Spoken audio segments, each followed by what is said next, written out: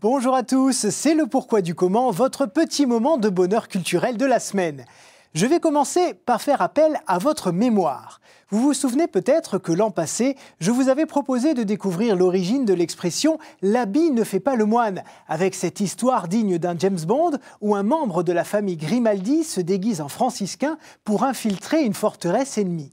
Eh bien, pour rester dans la même thématique, on peut dire que si l'habit ne fait pas le moine, de son côté, l'habit du moine fait des expressions et des appellations très intéressantes à analyser.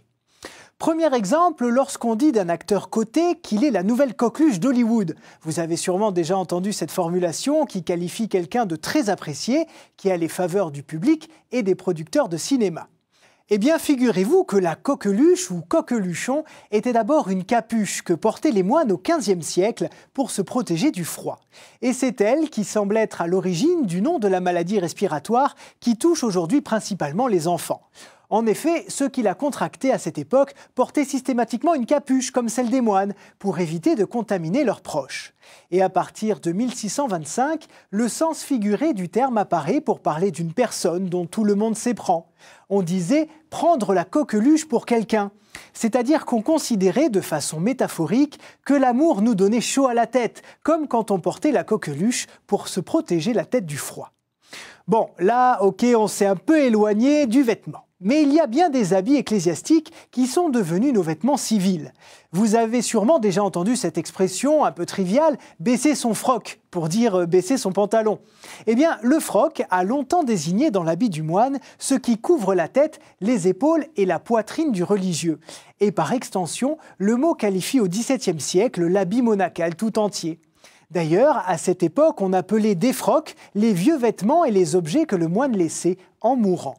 C'est au XXe siècle que l'argot a récupéré le froc et l'a déformé pour lui donner le sens de pantalon. En voici un autre. Moi, quand j'étais petit et que j'allais à la montagne, ma mère me mettait une cagoule pour me protéger du froid, ce qu'on appelle aussi un passe-montagne. Eh bien, figurez-vous que ce mot, cagoule, a une origine religieuse. Il est issu du latin cucula, qui signifie « vêtement de moine ». Il désigne d'abord un habit d'une seule pièce avec un large capuchon, puis il se répand pour parler de la seule capuche fermée et percée à l'endroit des yeux que les pénitents utilisaient et utilisent toujours pendant les processions. Bon, et toujours pour vous raconter ma vie, je fais du basket depuis pas mal d'années et pendant les entraînements, quand on fait des matchs, on enfile des chasubles. Ce terme qui désigne depuis le IXe siècle un vêtement sacerdotal à deux pans et sans manches que le prêtre revêt par-dessus son aube pour célébrer la messe. L'apparence des moines a également inspiré pour décrire certains animaux. Sur la photo là, vous le reconnaissez ? Eh oui, c'est un singe capucin et il porte ce nom-là tout simplement parce que les moines capucins ont la particularité d'avoir à la fois une tonsure sur le dessus du crâne et de porter un habit qui comporte une capuche qui couvre également les épaules. Et si vous regardez bien ce petit singe, on voit bien les poils plus sombres qui peuvent faire penser à la tonsure et ce pelage blanc qui représente la coqueluche et la robe. Bon, ben voilà, on a fait un joli voyage lexical là. Bientôt, on va me traiter d'obsédé textuel si ça continue. Ah bah oui, bah j'assume, hein, c'est pour notre bien après tout. Hein. En tout cas, je vous remercie de m'avoir accompagné. Excellente semaine à tous. Au revoir.